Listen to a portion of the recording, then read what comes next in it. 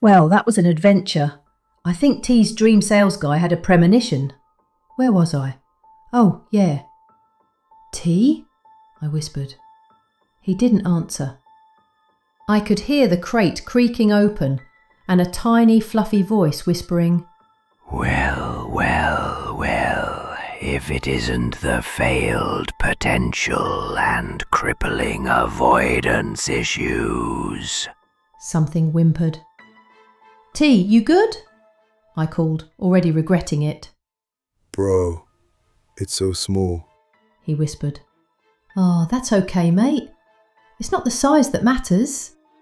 I started as I edged around the van, and there it was. The monster. He was talking about the Demogatory. I knew that. It was about a foot tall, covered in patchy, rage-textured fur, big eyes, tiny horns, arms crossed like a disappointed life coach. It was standing on top of the crate, staring straight at T.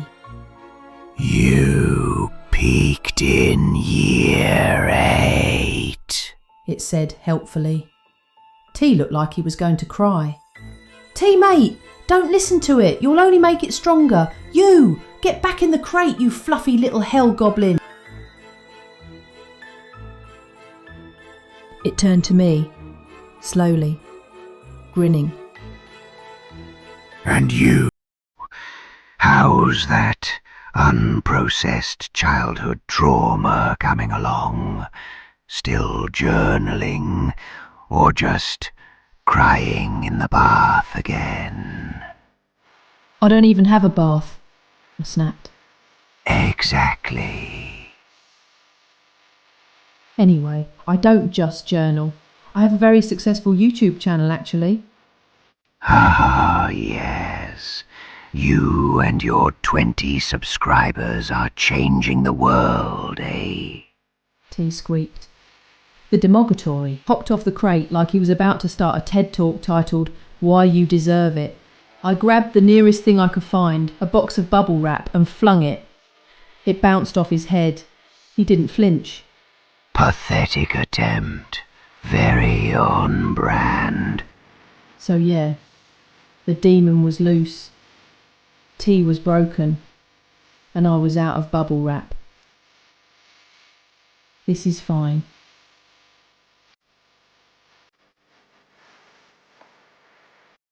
T slammed the van door shut. Hard. Our T's fixed. The Demogatory shrieked, not in pain or fear, in offended surprise. Ood! It howled from inside the van. You'll be hearing from my solicitor. Do you have a solicitor? I asked. No, but I insult one on Twitter weekly. That's basically the same. Touché. We stared at the van. It rocked slightly as the thing inside paced, muttering increasingly targeted insults and occasionally reciting poetry that rhymed futility with your personality. T turned to me. We good? Yep. We climbed into the cab, turned the ignition and... nothing. Just a grinding wheeze. We tried again. Still nothing. The van was stuck. In the middle of the whispering woods, right where the fog thickens and the birds stop pretending they're normal.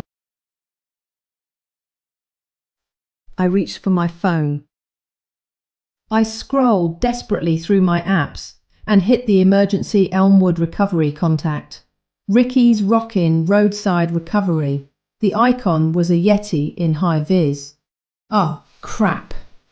Why is it not working? I've got no credit. Credit? Bruh, how old are you? You need a plan. I have a plan, I snapped. Walk. That's not what I meant, bruv. A data plan. He leaned back smugly. I get unlimited calls, text and data for only $19.99 a month. It came to me in a dream. Now I'm locked into a 2-year contract, but it's all good this time. Really? I asked, suspicious. No cap. I get that. But is that what you really get? I just said, no cap. Yes, but I know it's unlimited. I mean, is that an actual deal? This went on for a while. The van creaked behind us. The fog pressed closer, and somewhere inside, the Demogatory laughed. Stupid millennial. I think I just need to stop and add here. How the hell was I meant to know that no cap meant that you're not lying? The two things don't even sound the same. Just say, yeah, Morgan, it's true. No cap, for Christ's sake. Anyway. We were still arguing about phone plans when dim headlights appeared in the distance. It's hard to tell with the fog clinging to the air like that one ex that just didn't want to let go because life's not worth living without you.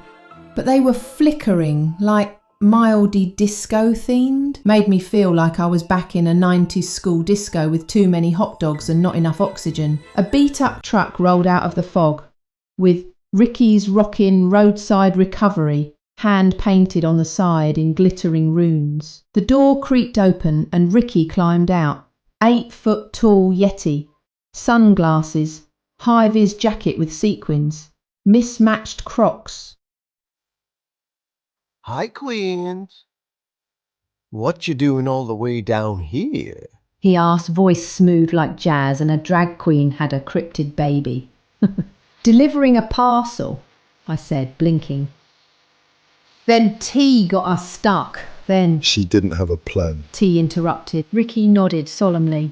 He walked up to the van, stopped, sniffed the air, then turned to us with a frown. You got a Demogatory in there? Well, in the van, out the box. Yeah, It's loose. he hissed. Wait, you're not going to help? I don't get paid enough to be footbox Stevens, darling. I'm fabulous, not fearless. Toodles. He said, sliding back into the cab. And just like that, poof, he was gone, vanishing back into the fog like a ghost with good boundaries. We were alone again. No van, no phone, no patience. Brilliant. Sob this, I muttered as I pulled out the map from the glove box, hands still shaking slightly. All right, we're about a mile from the drop point. It's a straight shot through the forest. T looked at me like I'd just suggested cartwheeling through a minefield. A mile? Carrying that? We both glanced at the crate. Solid wood, evil aura, emotionally damaging. I'm not dragging that thing through the woods. It'll escape. Oh my goodness, you are 7 sandwiches short of a picnic, aren't you? If I wanted to escape, I would have. But this is important. I want to be delivered. It leaned its fuzzy little elbows on the seats and batted its horrible little eyes. Carry me, and I'll come willingly, like a baby. It purred. Like the emotional burden I am.